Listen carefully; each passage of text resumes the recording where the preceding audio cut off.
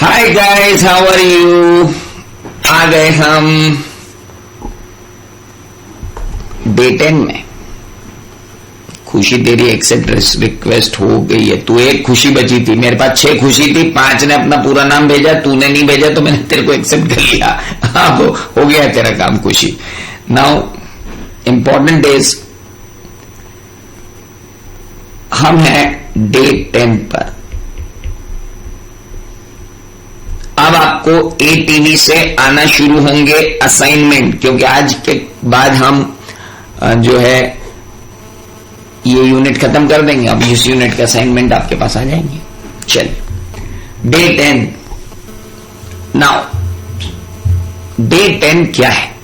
Day 10 में आज हमको पढ़ना है स्टैंडर्ड्स ऑन ऑडिटिंग 210।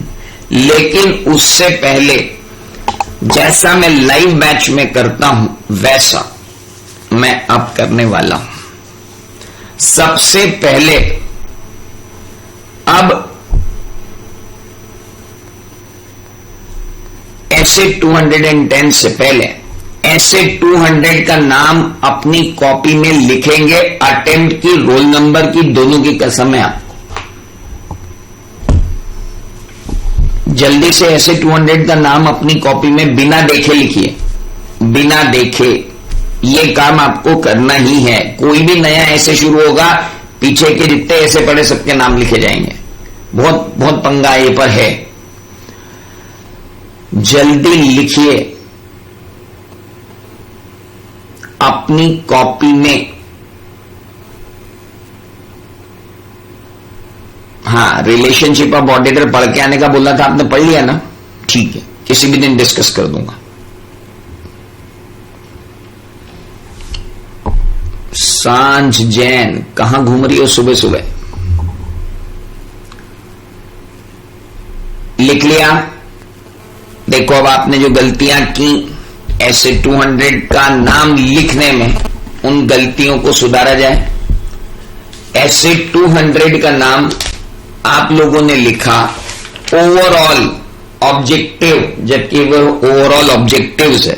देखो गलती सुधारू, आपने लिखा ओवरऑल ऑब्जेक्टिव, ऑब्जेक्टिव नहीं है वो, ऑब्जेक्टिव्स है।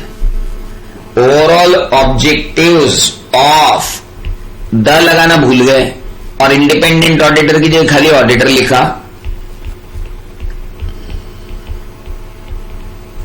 And conduct of audit in accordance with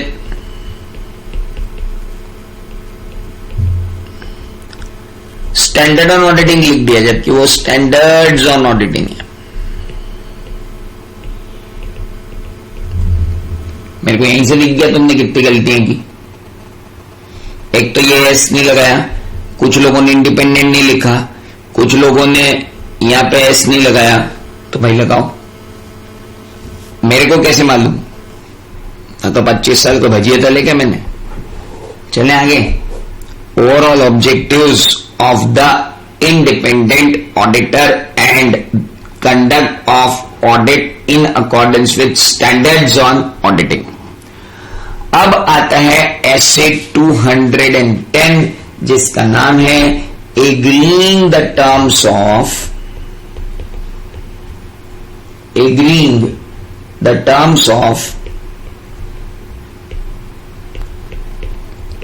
audit engagement।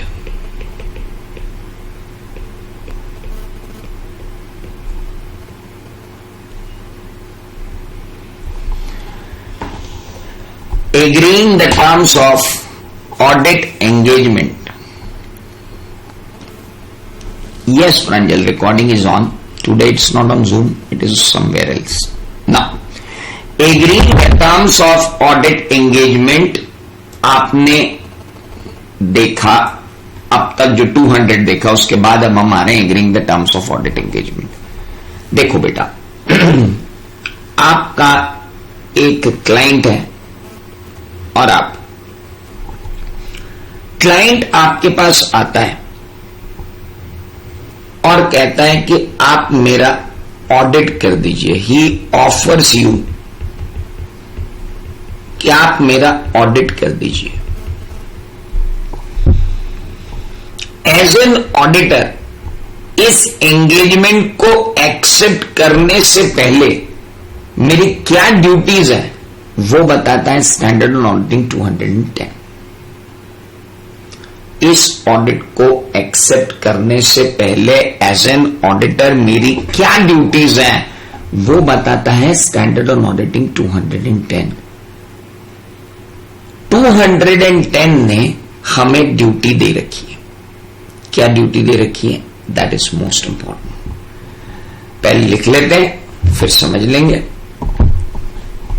What is objective of auditor in this standard? और ये ऑब्जेक्टिव ड्यूटीज के बारे में ही बताता है। इस स्टैंडर्ड ऑन ऑडिटिंग का ऑब्जेक्टिव क्या है? इस स्टैंडर्ड ऑन ऑडिटिंग का ऑब्जेक्टिव ये है कि ऑडिटर जब ऑडिट एक्सेप्ट करे, ऑडिटर जब ऑडिट एक्सेप्ट करे तो उसे किन बातों का ध्यान रखना चाहिए, इस बात को बताना चाहता है ये standard. That's is the point. एक ऑडिटर जब ऑडिट करे तब उसे किन चीजों का ध्यान रखना चाहिए ये बताता है ये पर्टिकुलर स्टैंडर्ड। स्टार्ट करे, ऑडिट एक्सेप्ट करे। Auditor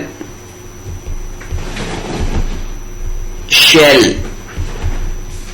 accept or continue. Auditor shall accept or continue an audit engagement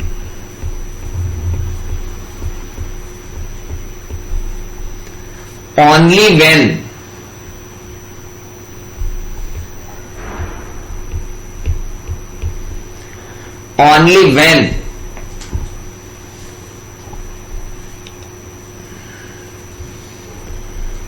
पहला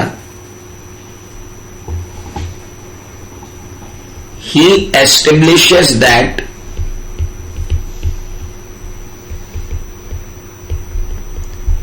preconditions to an audit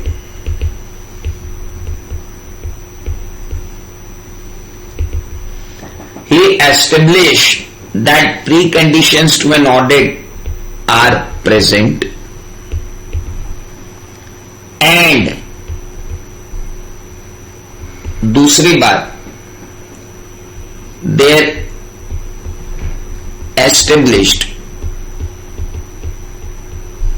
a common understanding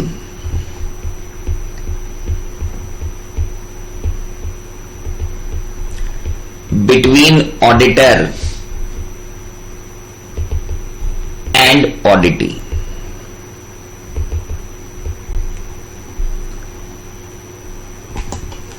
He established that preconditions to an audit are present. मतलब मैं audit accept ही नहीं करूंगा जब तक preconditions to an audit available नहीं होंगी या जब तक एस्टेब्लिशमेंट नहीं हो जाएगा कि कॉमन अंडरस्टैंडिंग हो चुकी है ऑडिटर और ऑडिटी के बीच में, तब तक मैं ऑडिट एक्सेप्ट करने वाला ही नहीं हूं। I am not going to accept the audit. Sir, audit accept करने की बात आ रही है, पहली बार ऑडिट एक्सेप्ट करने की बात आ रही है, या आप ऑडिट को कंटिन्यू करते टाइम भी ये दोनों चीजें देखेंगे? सर, मैं खाली एक्सेप्ट को नहीं बोल रहा हूं, मैं खाली एक्सेप्ट का नहीं बोल रहा हूं, मैं कंटिन्यू करने के लिए भी बोल रहा हूं। मतलब आपका रीअपॉइंटमेंट हो रहा है कहीं पे तो भी ये लगेगा, अपॉइंटमेंट हो रहा है तो भी ये लगेगा। अरे पर प्री कंडीशन क्या होती है सर? प्री कंडीशन मतलब ये नहीं हुई तो मैं ऑडिट स्टार्ट नहीं करूंगा, मतलब मुझे ये चाहिए तो ही ऑडिट स्टार्ट होगा, नहीं तो ऑडिट का एक्सेप्टेंस होगा, नहीं तो ऑडिट एक्सेप्ट ही नहीं करूंगा। प्री कंडीशन मतलब खरी पक्की करना, भैया ऑडिट करवाना है क्या? हाँ, तो पहले ये करवाओ। That is called pre condition. तो एक ऑडिटर के पास ऑडिटी आया और उसने कहा सर आप हमारे ऑडिटर।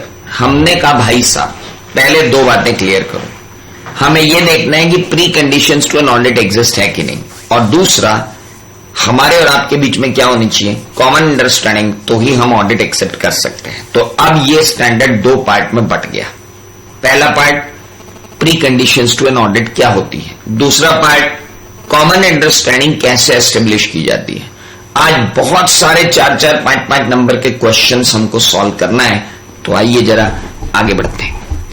अब आता है पहला क्वेश्चन।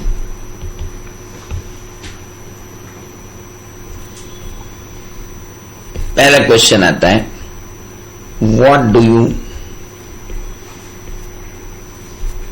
मीन बाय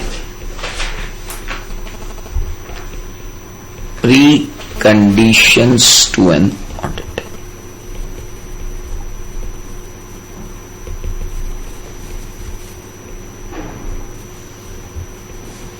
आप preconditions to an audit से क्या समझते हैं ना? हम लिखेंगे preconditions to an audit are those conditions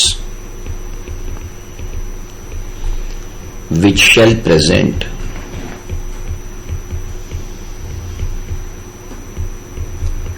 at the time of acceptance or continuance of audit. Preconditions to an audit are those conditions which shall present at the time of acceptance or continuance of audit. Very good. Now, to play games, you can ask me to tell you. अब what do you mean by preconditions to an audit के अंदर हम जब बात कर रहे हैं कि एक्सेप्टेंस या कंटिन्यूएंस करने से पहले आपके पास इतनी चीजें होनी चाहिए, तो होनी चाहिए, दैट्स इट। अब वो क्या है?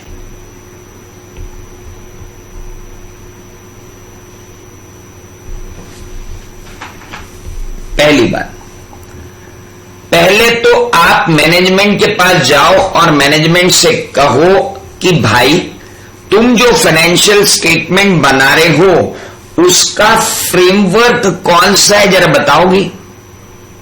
मान लो हम एक कंपनी के ऑडिट पर गए और हमने कहा भाई साहब आप बुक्स ऑफ अकाउंट्स रखते हैं, आप फाइनेंशियल स्टेटमेंट बनाते हैं, तो आप कैसे बनाते हैं? बोले हम लिस्टेड एंटिटी हैं और हम बढ़िया अपना जो अपना अकाउंटिंग स्टैंडर्ड है इतने साल से लगा रहे हैं वही लगा रहे, और जो शेड्यूल 3 बनाया गया है वही लगा रहे।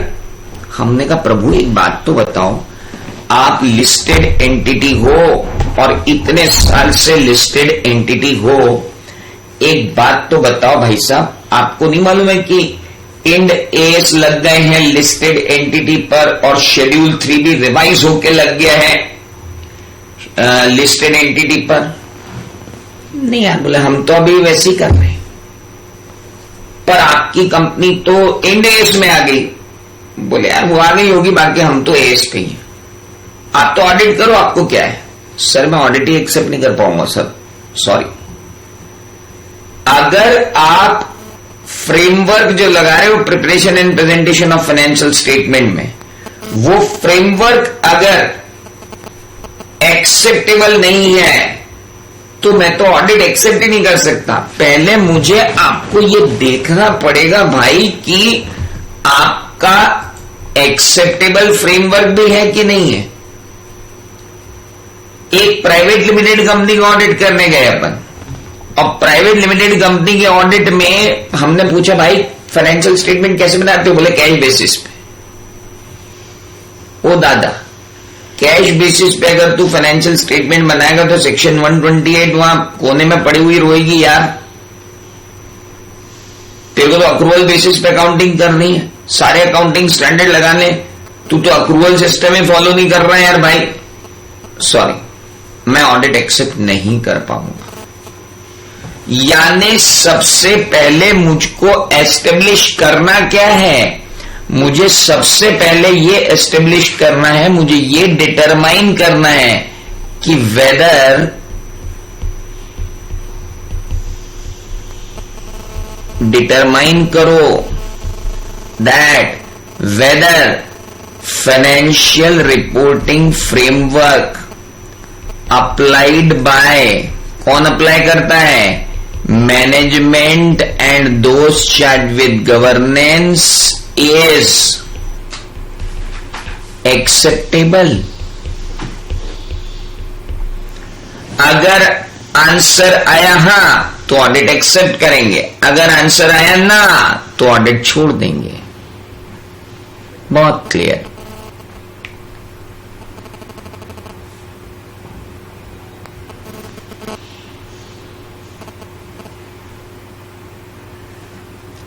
दूसरी बात, आपको पहली बात समझ में आई कि नहीं बताओ, आगे बढ़ू। पहला, जैसे ही ऑडिट मिलेगा सबसे पहला काम क्या एफआरएफ एक्सेप्टेबल लगाया तुमने? हाँ, तो ये प्री कंडीशन है, दिस इज प्री कंडीशन। तो पहली प्री कंडीशन क्या हुई? फर्स्ट प्री कंडीशन, ये डिटरमाइन करो कि जो एफआरएफ अप्लाई किया है मैनेजमेंट ने वो एक्सेप्टेबल है कि नहीं है। दूसरा, second thing which required is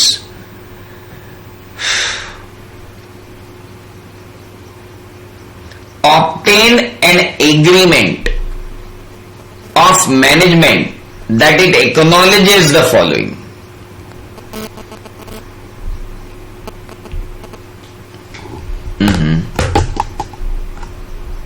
अब क्या क्या एक्नॉलेजमेंट लेना है पहले वो समझ लें।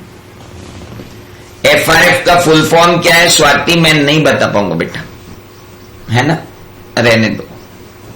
नए ज्वाइन हुए हो क्या Swati? Did you join from today?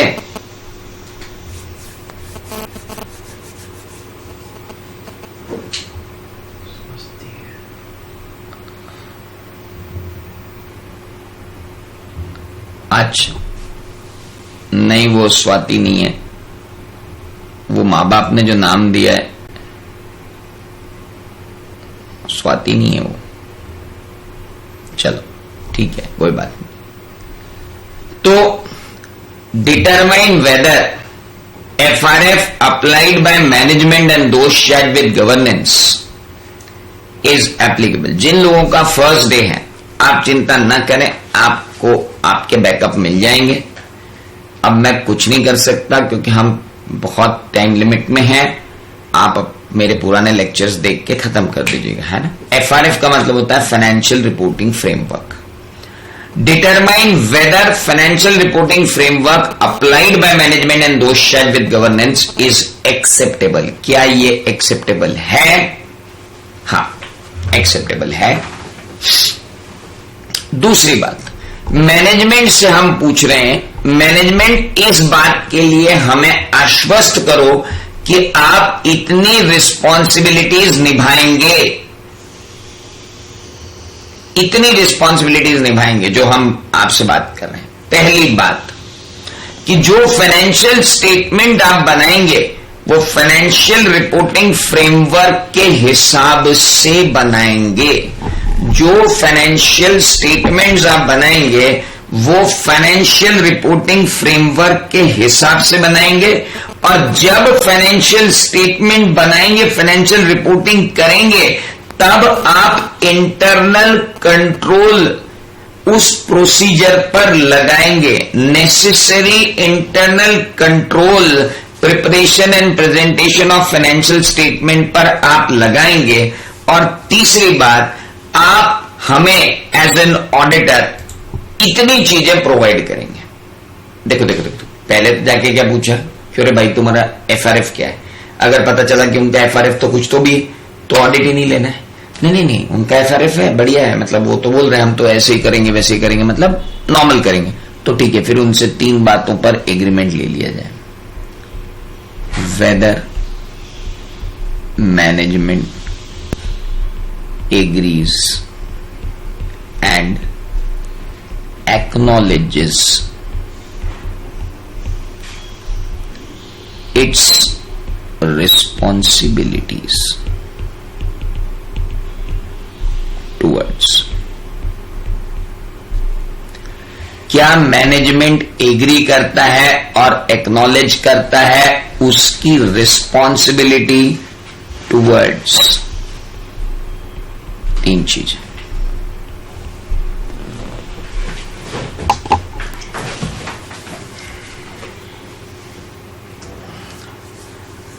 मुद्दित and all, जिन लोगों ने आज ज्वाइन किया है, some students have join from today, they can go to app and they can have a backup. Now whether management agreed and acknowledges its responsibility towards, पहला, कहां की responsibility, कौन सी responsibility, manager की क्या रिस्पॉन्सिबिलिटी, मैनेजमेंट की क्या responsibility है?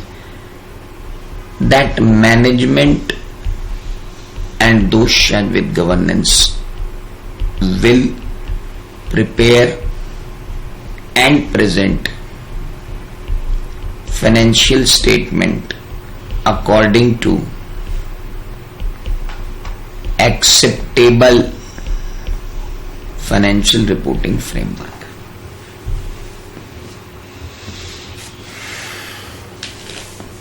Very simple. दूसरी बात,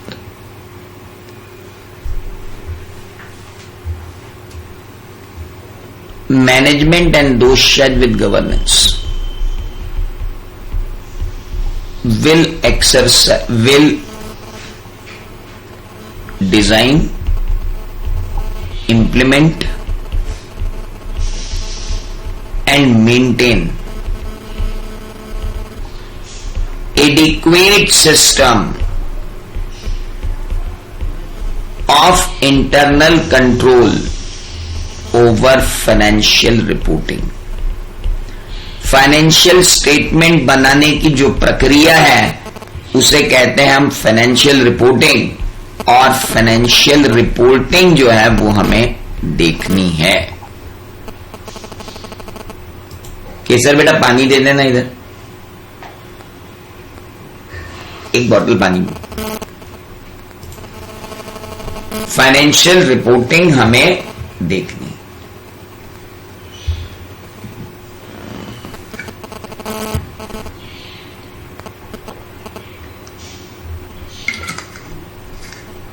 आपने फाइनेंशियल रिपोर्टिंग की प्रोसेस पर इंटरनल कंट्रोल लगाया कि नहीं लगाया वो देखना है। अब आप जरा उन दोनों बातों को समझो।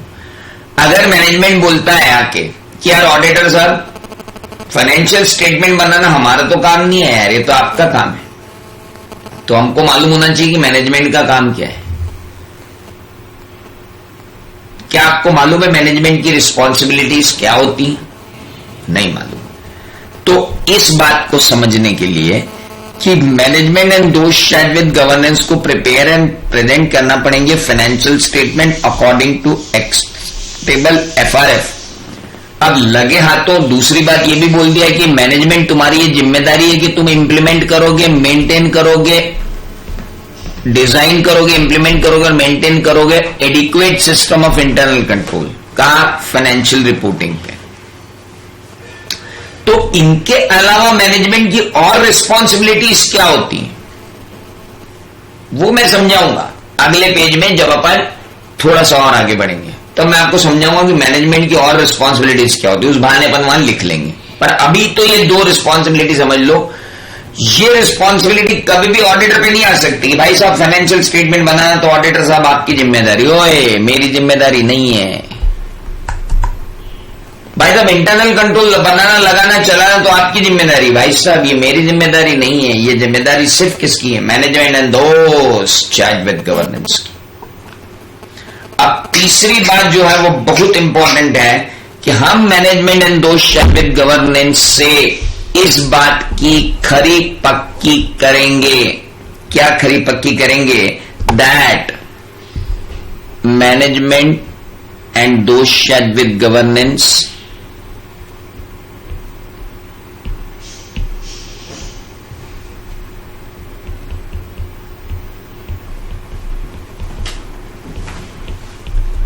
will provide management and those charge with governance auditor को प्रोवाइड करेंगे क्या? Access two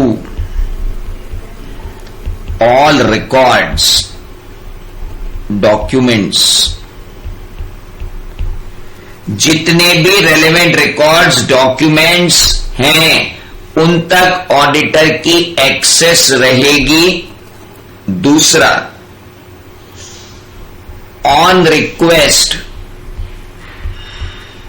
of auditor provide additional information, auditor को एडिशनल इंफॉर्मेशन देंगे जब जब भी ऑडिटर एडिशनल इंफॉर्मेशन मांगेगा। और तीसरी बात, unrestricted access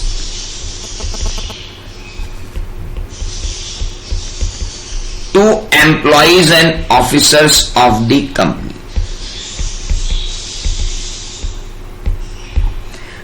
of the entity, not company. Entity के एम्प्लॉइज और ऑफिसर्स तक अनरिस्ट्रिक्टेड एक्सेस रहेगी ताकि मैं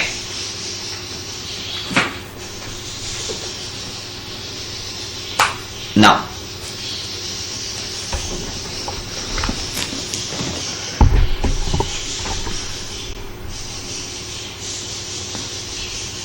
तो बेटा बहुत क्लियरली अब समझ लो, कहीं भी कुछ भी समझाओ, आप क्लियरली समझ लो कि management and those charge with governance को प्रोवाइड करना पड़ेगा ऑडिटर को सारे रिकॉर्ड्स एंड डॉक्यूमेंट, क्योंकि cash book, bank book, voucher, journal, इनके बिना तो मैं ऑडिट ही नहीं कर पाऊंगा। इनको देख के ही तो मैं एविडेंस निकालूंगा कि सही है कि नहीं है। फिर मैं तुमसे बोलूंगा कि मेरे को ये जानकारी लाके दो, मेरे को वो जानकारी लाके दो, बैंक रिकंसिलिएशन स्टेटमेंट दो। तुम्हारा बैंक स्टेटमेंट अलग जा रहा है, कंपनी का बैंक स्टेटमेंट अलग जा रहा है, तुम बैंक रिकंसिलिएशन स्टेटमेंट दो। तो ऑडिटर ने रिक्वेस्ट की मैनेजमेंट से एडिशनल इंफॉर्मेशन दो। ऐसा नहीं बोल सकते मैनेजमेंट की ये बुक्स ऑफ अकाउंट रखी, अब हमसे बार-बार पत मत करना। ये अंकल बुक्स ऑफ अकाउंट्स तो ठीक है, ये बुक्स ऑफ अकाउंट में कुछ समझ में नहीं आया, मैं तेरे को पूछूंगा। हेलो, और खाली तेरे को नहीं बाबा, मेरे को तुम्हारे एम्प्लॉय और ऑफिसर की भी एक्सेस चाहिए। ये 3 काम करने की इजाजत हो तो मैं आऊं, नहीं तो जयराम जी की किसी और से ऑडिट करवा लो, मैं नहीं कर पाऊंगा। मुझे ऑडिटर अपॉइंट करना है तो मेरे नखरे झेलने के लिए तैयार रहो। नखरा नंबर 1, पहले देखूंगा मैं कि फाइनेंशियल रिपोर्टिंग के लिए एफआरएफ तुमने क्या लगाया। नखरा नंबर 2, मैं ये देखूंगा कि तुम फाइनेंशियल रिपोर्टिंग के ऊपर adequate system of internal control लगाते हो या नहीं। नखरा नंबर 3, जब जो रिकॉर्ड मांगूंगा तब वो रिकॉर्ड दोगे, जब जो एडिशनल इंफॉर्मेशन मांगूंगा तब वो इंफॉर्मेशन दोगे, जब जिस एम्प्लॉय से जो पूछना होगा वो मैं पूछूंगा, और आपको एक्सेस देना पड़ेगी, बिल्कुल देना पड़ेगी। तो बॉस, अगर ऑडिटर इन कंडीशन के बिना ऑडिट एक्सेप्ट कर लेता है मेरे दोस्त, तो स्टैंडर्ड ऑन ऑडिटिंग 210 का वायलेशन होता है। ऐसे 210 का जब वायलेशन होता है तो ऐसे 200 का वायलेशन होता है। ऐसे 200 का वायलेशन होता है तो clause number 9 of the part 2 of part 1 of the second schedule to the institute of chartered accountants act का वायलेशन होता है, और चार्टर्ड अकाउंटेंट को professional guilty of professional misconduct बनाकर बाहर निकाल दिया जाता है। सर ये आप क्या बोले, फाइनल में आओगे तब पढ़ाऊंगा। अभी तो तुम इतना समझ लो कि भैया कंप्लाई करना जरूरी है। रियल लाइफ में ही ये होता है रियल लाइफ में। पर कुछ जैसे झोला छाप डॉक्टर होते हैं तो इसका मतलब ये थोड़ी कि हर डॉक्टर झोला छाप होता है। ऐसे कुछ चार्टर्ड अकाउंटेंट भी होते हैं जो नहीं कंप्लाई करते। जो नहीं कंप्लाई करते हैं वो चार्टर्ड अकाउंटेंट कौन है? they are different.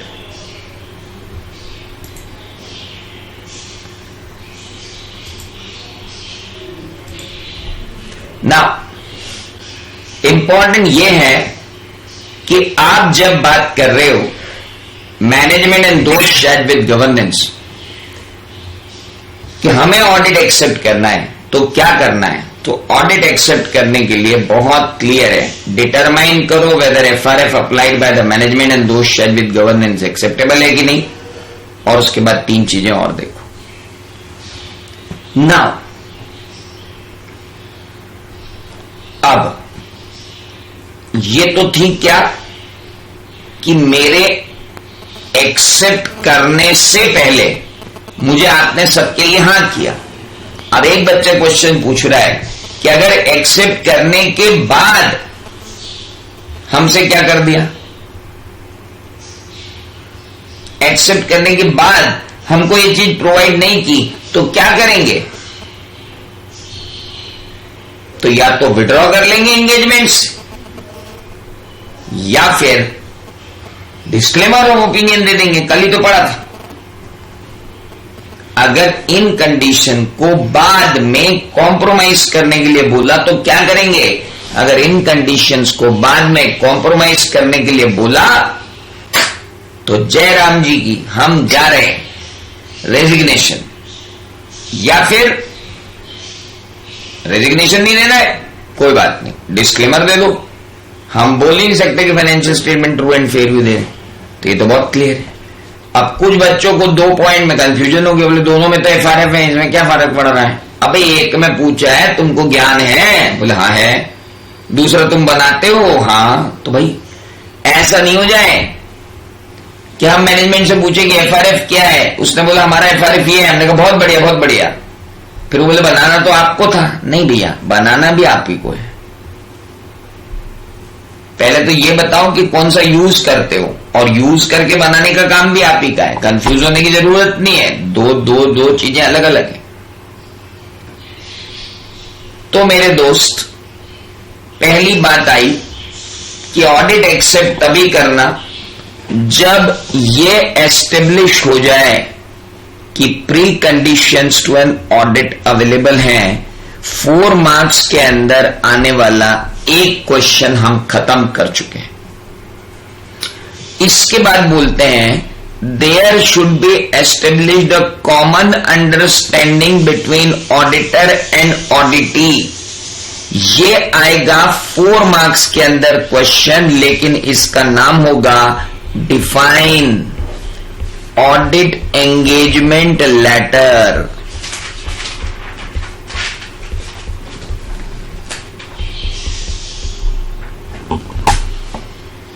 इसका नाम होगा define audit engagement letter.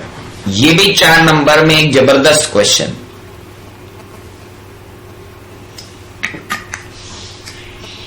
Audit engagement letters को डिफाइन कीजिए जी।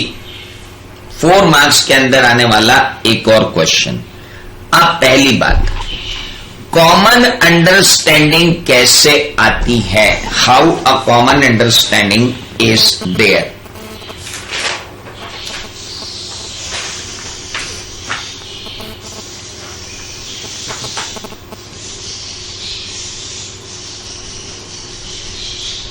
Between auditor and auditee. Auditor और ऑडिटी के बीच में कॉमन अंडरस्टैंडिंग कैसे आती है?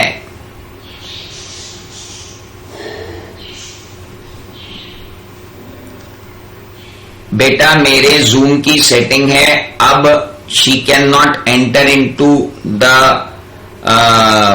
Meeting till the meeting is not and because she violated the meeting rules. Meeting rules violet कर देते हैं आप। अगर आपका कैमरा 10-12 सेकंड से ज्यादा चालू रह जाता है तो आपको जूम बाहर कर देता है। अब मैं भी इन नहीं कर पाऊंगा, वो मीटिंग सेटिंग है। बिल्कुल, ये तो डिसिप्लिन है, आपने तोड़ा डिसिप्लिन तो आप गए। आपने 10 सेकंड से ज्यादा कैमरा ऑन करके रखा, मैंने वहां सेटिंग करके रखी हुई, एक्सीडेंटली किसी से कैमरा ऑन हो सकता है, लेकिन 10 सेकंड तक आप मुझे अगर अब कैमरा ऑन करके दोगे तो मैं बाहर नहीं करूंगा, जूम ही बाहर कर देगा। तो ये तो अब डिसिप्लिन है, अब आप रखो तो ठीक, नहीं रखो तो अब मैं क्या कर सकता हूं। अब मेरे को क्या करना पड़ेगा, क्लास एंड करके उसको वापस लेना पड़ेगा, वो मैं नहीं कर सकता। So now common understanding between auditor and auditee. SMS her that you cannot enter now. Please keep in mind in future. और सभी माइंड में रखें ये बात। बाहर हो जाओगे, रिमूव होने के बाद अंदर नहीं ले सकता, वेटिंग रूम में आने के बाद कोई दिक्कत नहीं। Common understanding between auditor and auditee. Auditor और ऑडिटी के बीच में कॉमन अंडरस्टैंडिंग कैसे होगी ना।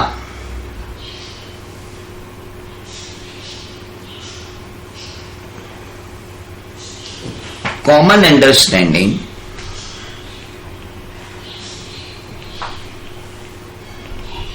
Means establishing terms and conditions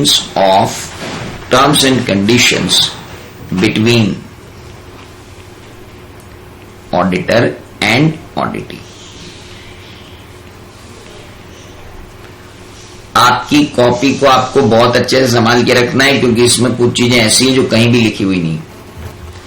common understanding का मतलब क्या होता है, establishing the terms and condition between auditor and ऑडिटी।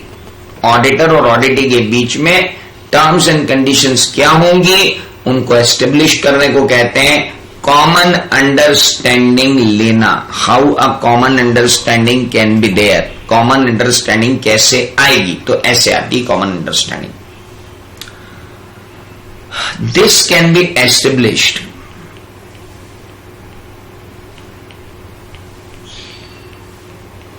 either by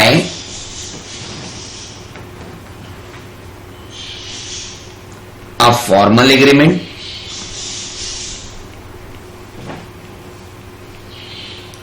or through audit engagement letter।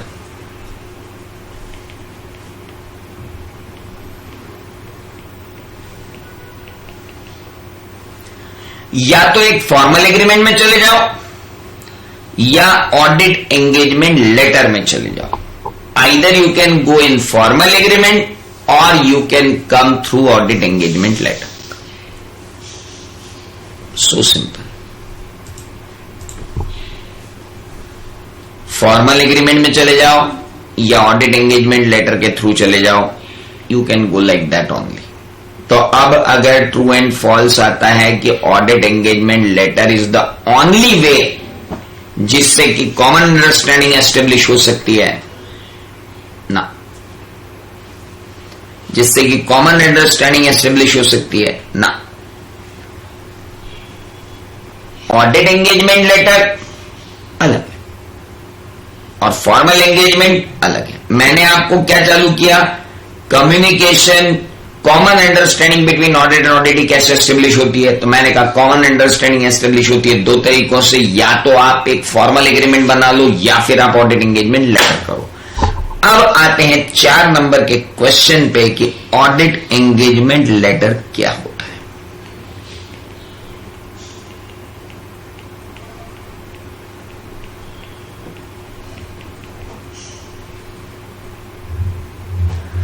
Audit engagement letter किसको कहते हैं, what do you mean by audit engagement letter ना।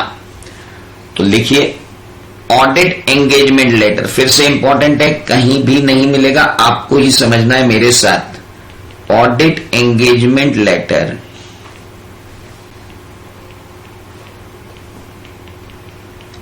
Is a letter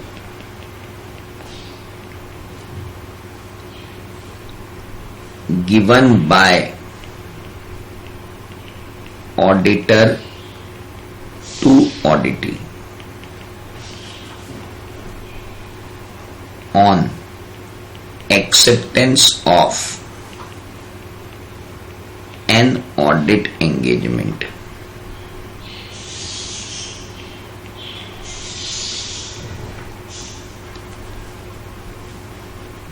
To have transparency over terms and conditions of audit between auditor and auditee. So audit engagement letter एक letter है given by auditor to auditee on acceptance of audit engagement to have a transparency over terms and conditions of audit between auditor and auditor. Simple सा language है. Audit engagement letter क्या है sir? ये एक letter है. कौन किसको देता है? ऑडिटर देता है. किसको देता है? ऑडिटी को. क्यों देता है? कि भाई अपने बीच में अच्छी ट्रांसपेरेंसी रहे, बढ़िया अंडरस्टैंडिंग रहे terms and conditions of audit. Sir ये इतनी क्लैरिटी लेने की जरूरत क्या है ऑडिटर और ऑडिटी को आपस में टर्म्स एंड कंडीशन पे? अरे बहुत जरूरत है, बहुत जरूरत है. मान लीजिए हमने ऑडिट एक्सेप्ट कर लिया, हमने कहा बस सितंबर में ऑडिट एक्सेप्ट किया, हमने कहा बस जनवरी में ऑडिट शुरू करेंगे, तब तक आप अपना सब कर लीजिए. जनवरी में पहुंचे ऑडिट करने, हमने कहा भाई साहब बुक्स ऑफ अकाउंट्स कहां है? अरे बोलो वो तो सर आपको लिखनी थी ना. ओ भाई फाइनेंशियल स्टेटमेंट कहां है? भाई साहब वो तो आपको लगाने थे ना. ओ भाई अकाउंटिंग स्टैंडर्ड लगाने हैं सर, वो तो हम समझे आपका काम है. और भैया तो यार कैसे कर रहा है यार, मैं तो ऑडिटर हूं, मैं थोड़ी करूंगा. तो आपको पहले बताना चाहिए ना. अरे ये कोई बताने की चीज है कि ऑडिटर क्या करेगा और ऑडिटी क्या करेगा? अरे बताना चाहिए ना सर. मैं कौन? मैं IIT पास आदमी, मेरे को कॉमर्स का सी नहीं आता.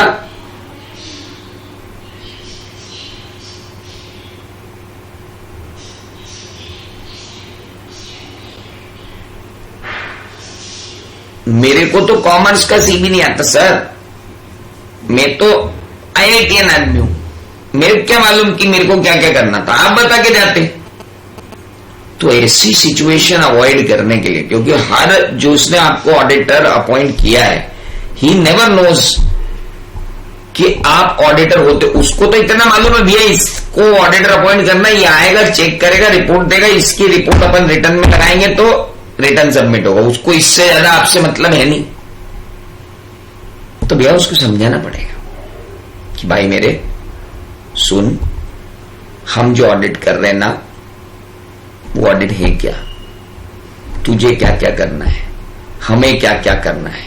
हम उसको अच्छे से समझाएंगे कि हमारी रिस्पॉन्सिबिलिटी क्या है, उसकी रिस्पॉन्सिबिलिटी क्या है, हम कब ऑडिट शुरू करेंगे, हम कब ऑडिट खत्म करेंगे, हमारी फीस कितनी होगी, हम फीस कैसे लेंगे, तुझे कितनी तैयारियां करके रखनी है जब ऑडिट करना है, ऑडिट करने हम आएंगे, हम कब ऑडिट शुरू करके कब ऑडिट खत्म करके कब रिपोर्ट देंगे, हम रिपोर्ट में क्या क्या देंगे, फॉर्मेट ऑफ द रिपोर्ट क्या होगा, सारी बातें लिख दो. सारी बातें लिख दो. मोहित रुक जा, ज्यादा तेज मत चल, अभी मैं जाऊंगा, रहने दे मेरे को. सो इंपॉर्टेंट इज कि ये ऑडिट एंगेजमेंट लेटर है क्या? It is a letter from home auditor to home auditee. Why? To have a greater transparency over the terms of audit engagement. Okay, अगला ये तो जब भी आएगा ये क्वेश्चन आएगा, 4 नंबर का है तो भी ये लिखना है, 6 का है तो भी लिखना है, 8 का है तो भी ये लिखना है. अब आगे इसके अंदर लिखना है, it usually following are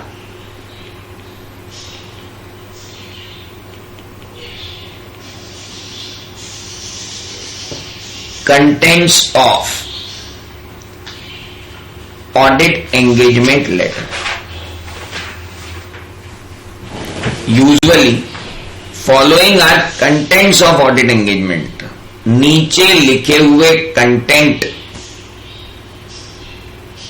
usually following are the contents of audit engagement letter.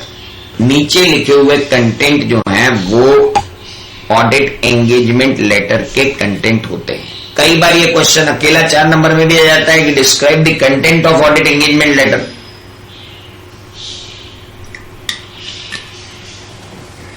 और कई बार अलग है।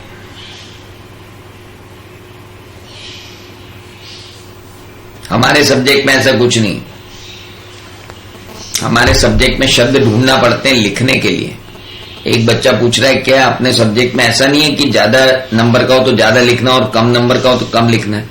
बेटा जब शब्दों का अकाल पड़ा हो ना तो 4 के भी ज्यादा नहीं लिख सकते, क्योंकि जो प्रिंसिपल है वो प्रिंसिपल है। अभी किसी ने पूछ लिया ऑडिट एंगेजमेंट लेटर क्या है और उसके कंटेंट बताओ, तो बस यही बताना है और क्या। कंटेंट्स में क्या होता है? सबसे पहले तो इस कंटेंट में होता है एड्रेसी। एड्रेसी होता है ऑडिटीज, management and those charged with governance.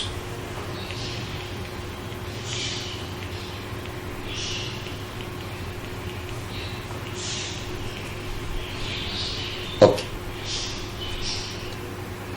इसमें होता है इंटीमेशन ऑफ एक्सेप्टेंस। हमने ऑडिट एक्सेप्ट कर लिया, इसकी इंटीमेशन होती है। इसमें लिखा होता है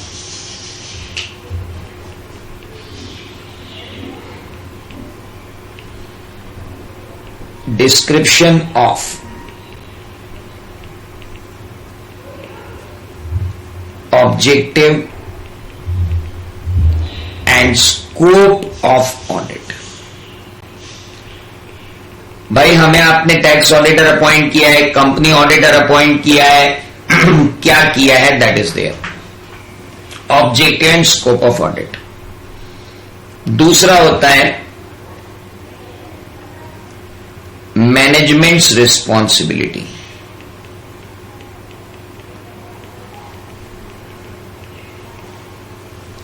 तीसरा होता है auditors responsibility.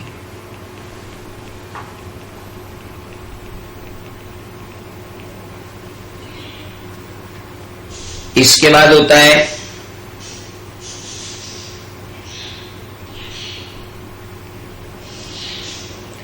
Tentative dates of commencement and completion of audit.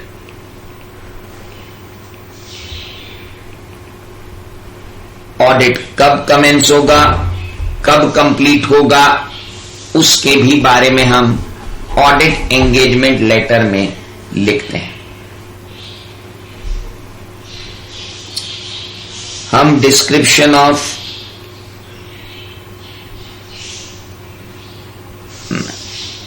Requirements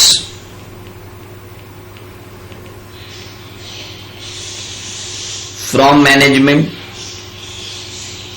during audit क्या क्या चाहिएगी उनकी भी लिस्ट दे देते हैं। डिस्क्रिप्शन ऑफ फीस देते हैं एंड मैनर ऑफ पेमेंट दे देते हैं। प्रिस्क्राइब्ड फॉर्मेट लिख देते हैं।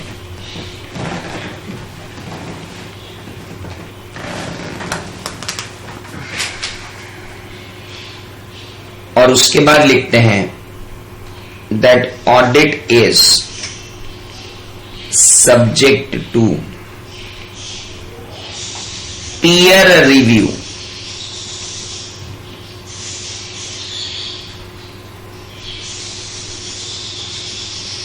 Audit is subject to peer review.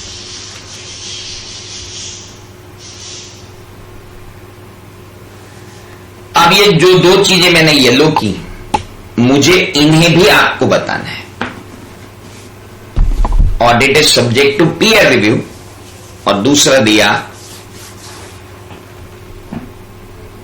कि मैनेजमेंट रिस्पॉन्सिबिलिटीज में क्या क्या आएगा।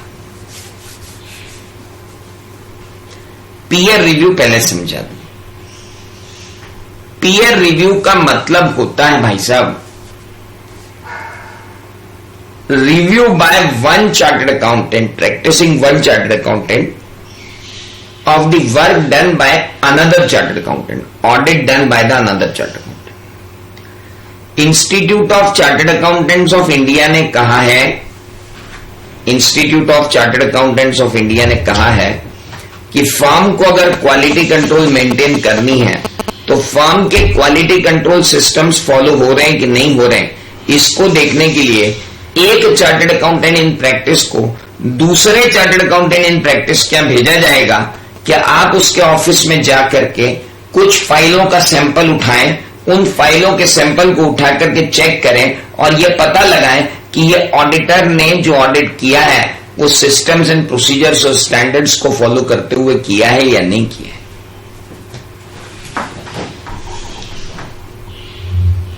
आप समझ रहे मेरी बात क्या बोल रहा हूं। एक चार्टर्ड अकाउंटेंट मतलब तरुण सर मेरे ऑफिस में आए, मेरे ऑफिस में आकर 4-5 फाइलें निकालें, उन फाइलों के वर्किंग पेपर देखें और वर्किंग पेपर देखने के बाद वो ये देखें कि मैंने सिस्टम्स और प्रोसीजर्स के हिसाब से ऑडिट किया है या नहीं और इंस्टीट्यूट को रिपोर्ट करें।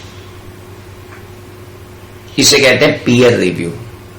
ये पीयर रिव्यू के बारे में क्लाइंट को बताने की क्या जरूरत है? सर ये पीयर रिव्यू के बारे में क्लाइंट को बताने की इसलिए जरूरत है ताकि उसको ये पता रहे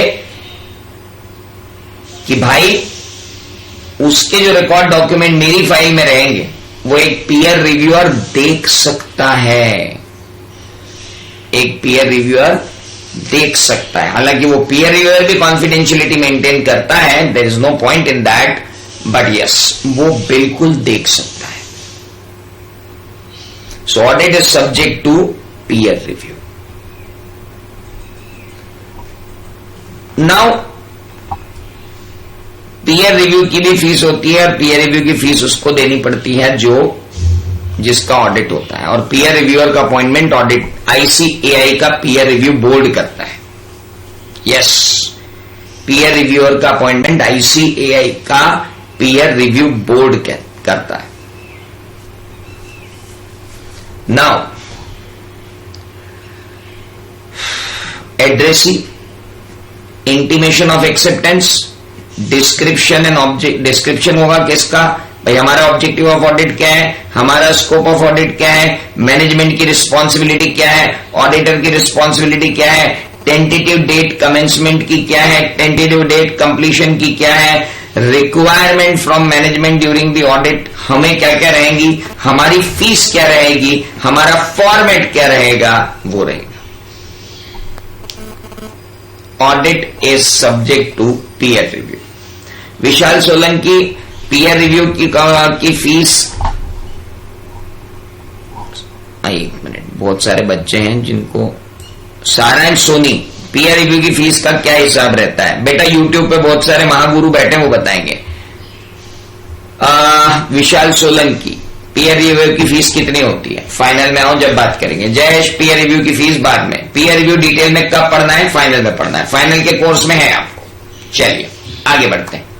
नाउ फाइनल में पीयर रिव्यू का एक चैप्टर है, वहां पढ़ेंगे, है ना। अभी तुमने इंटर की फीस दी, इंटर का पढ़ो। नाउ इंपॉर्टेंट इज कि अब हम बात कर रहे हैं क्या पीयर रिव्यू कंपलसरी है? बेटा पीयर रिव्यू कुछ ऑडिट्स के लिए कंपलसरी है। अगर आप बैंक ऑडिट करते हो, सेंट्रल स्टैट्यूटरी ऑडिट करते हो, गवर्नमेंट ऑडिट करते हो, C&AG के ऑडिट करते हो, लिस्टेड कंपनी के ऑडिट करते हो, तो आपका पीयर रिव्यू होगा। हर आदमी का पीयर रिव्यू नहीं होता। तुम इररेलेवेंट क्वेश्चन मत पूछो, ये एग्जाम में नहीं आएंगे। सारा ज्ञान इंटर में लेने की कोशिश मत करो। मुझे ऐसी कोई इच्छा नहीं है कि मेरे पास जितना ज्ञान है वो मैं सब आपको यहीं दे दूं, क्योंकि मेरे पास मौका है कि मैं आपको फाइनल में पढ़ाऊंगा। इसलिए मैं जितना इंटर के हिसाब से है मैं उतना पढ़ा रहा हूं, क्योंकि मेरे पास ये मौका है कि मैं अपने ज्ञान को फाइनल में आपको प्रदर्शित कर सकूं। इसलिए कृपा करके मैं जितना पढ़ा रहा हूं आप उतना पढ़िए, है ना। और ये बिल्कुल संशय मत रखिए कि पीयर रिव्यू इसको नहीं आता होगा इसलिए ये नहीं पढ़ा रहा है। फाइनल में पूरा चैप्टर मेरे लाल पूरा पीयर रिव्यू पढ़ेंगे, तो टेंशन मत लें, है ना। हाँ, तो अभी जितना जहां सुई की जरूरत है वहां सुई से काम होगा, तलवार से काम नहीं होगा। तलवार है मेरे पास। अब आगे, audit is subject to peer review. बस इतना ध्यान रखना है भाई पीयर रिव्यू क्या होता है। अब इंपॉर्टेंट कि अच्छा, नॉन कॉमर्स स्टूडेंट के सामने ज्ञान झाड़ने के लिए आपको ऐसा चाहिए, अरे यही तो सबसे बड़ी दिक्कत है यार। Try to be expressive, don't try to be impressive. If you become expressive, automatically you become impressive. But if you try to become impressive, neither you will become impressive nor you will become expressive. So hence only try to become expressive rather than impressive. Let's start. Audit is subject to peer review. Audit जो है वो peer review के subject में रहेगा, हम ये बताना चाहते हैं। चलिए, तो इतनी बातें हमने किसको बता दी? इतनी बातें हमने किसको बता दी? यूजर ऑफ दी ऑडिटी को। क्यों बता दी? ताकि यार कोई कंफ्यूजन नहीं होना चाहिए। अच्छा, अब मैनेजमेंट रिस्पॉन्सिबिलिटीज क्या होती है, लगे हाथों अपन यही लिख लेते हैं क्योंकि अपने पेज में जगह भी है और अपने को समझना भी है, यही लिख लेते हैं। भाई मैनेजमेंट की रिस्पॉन्सिबिलिटीज क्या क्या होती हैं, एक बार अपने को मालूम होना जरूरी है। पहला, मेंटेनेंस ऑफ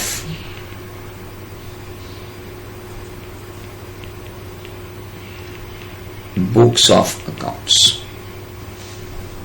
दूसरा,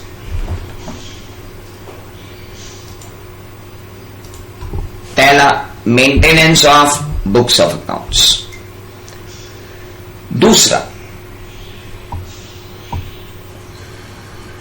preparation and presentation of financial statement in accordance with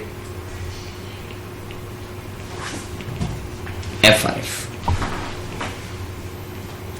तीसरा, design, implementation and maintenance of internal control। चौथा, selection and application, अगली बार से S और A लिखूंगा, of accounting policies।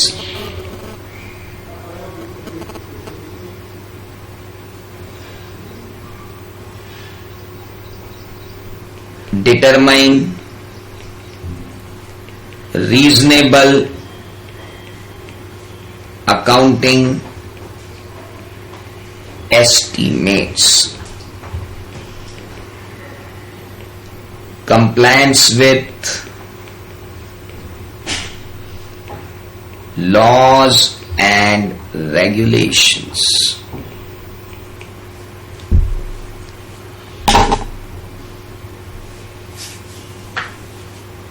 Preparation and presentation of financial statement in accordance with how acceptable FRF कर ले मेरे भाई। D मतलब design, implementation and maintenance. Design, implementation and maintenance of integrated circuit, नहीं circuit internal control. Selection and application of accounting policies. Determination of reasonable accounting estimates. और laws comply हो रहा है कि नहीं हो रहा है ये देखना। सारे काम मैनेजमेंट के हैं। 4 नंबर में आपसे अकेला मैनेजमेंट रिस्पॉन्सिबिलिटी पे शॉर्ट नोट आ सकता है, सर भरोसे मत लगना। बुक्स ऑफ अकाउंट्स को मेंटेन करना, फाइनेंशियल स्टेटमेंट को बनाना, इंटरनल कंट्रोल को लगाना, अकाउंटिंग पॉलिसी लगाना, अकाउंटिंग एस्टिमेट लेना और compliance with laws and regulation करना। ये बेसिक काम है।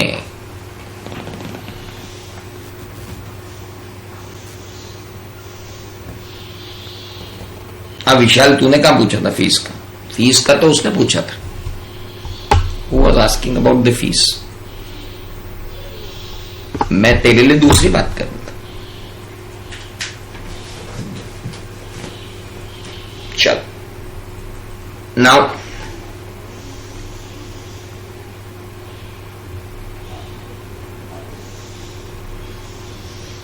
हाँ, जयेश भाई पूछ रहे थे फीस कितनी लगेगी। नाउ भैया लोगों, मैनेजमेंट से इतना एग्रीमेंट कर लेना, दैट इज मोस्ट इंपॉर्टेंट।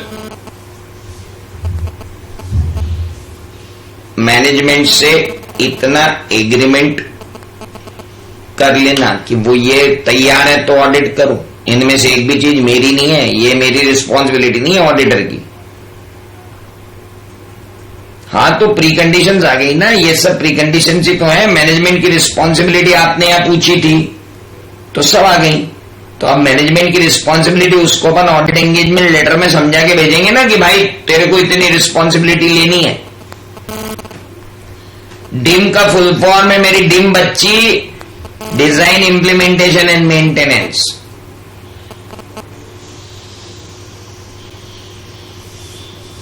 ओम तलरेजा, तेरा कैमरा ऑन हो गया, अभी 10 मिनट में बाहर हो जाएगा, 10 सेकंड में बाहर हो जाएगा। सो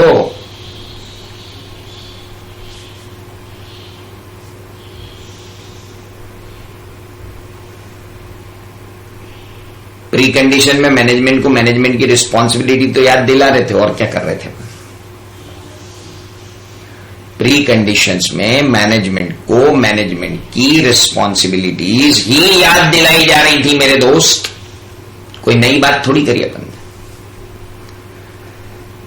तो ऑडिट एंगेजमेंट लेटर क्या है? ये एक लेटर है, किसने किसको दिया? ऑडिटर ने ऑडिटी को दिया। क्यों दिया? ताकि ट्रांसपेरेंसी रहे। किसमें? Terms and condition of audit में। क्या क्या कंटेंट करता है audit engagement letter? Audit engagement letter के अंदर कंटेंट होता है, भाई हमारा ऑब्जेक्टिव ऑफ ऑडिट क्या है, हमें फाइनेंशियल स्टेटमेंट को ऑडिट करना है, स्कोप क्या है, टैक्स ऑडिट करना है, मैनेजमेंट की रिस्पॉन्सिबिलिटी क्या है, मैनेजमेंट तुम्हारी रिस्पॉन्सिबिलिटी ये रहेंगी। ओके, ऑडिटर की रिस्पॉन्सिबिलिटी क्या रहेंगी? ऑडिटर की रिस्पॉन्सिबिलिटी में ऐसे 200 की बातें अपन डाल देंगे। टेंटेटिव डेट हमारी कमेंसमेंट की क्या रहेगी, हम कमेंसमेंट ऑडिट कंप्लीट कब करेंगे, हमें मैनेजमेंट से क्या क्या एक्सपेक्टेशन है जब हम ऑडिट करने आए, हमारी फीस क्या रहेगी, हमारा फीस का मैनर क्या रहेगा, प्रिस्क्राइब्ड फॉर्मेट रिपोर्ट का क्या रहेगा, कारो रहेगा, कौन सा रहेगा बताएंगे। और ऑडिट जो है वो सब्जेक्ट टू पीयर रिव्यू है। अगर तुमने सब कुछ लिखा और ये लिखना भूल गए ना पीयर रिव्यू, नंबर कटेंगे। क्योंकि ये कैच पॉइंट है, मतलब बच्चे ने पूरा आंसर सही लिखा कि नहीं लिखा वो पीयर रिव्यू शब्द सुनकर ही देखकर ही पता चल जाता है। इसलिए इसको भूलना मत कोई भी। नो बड़ी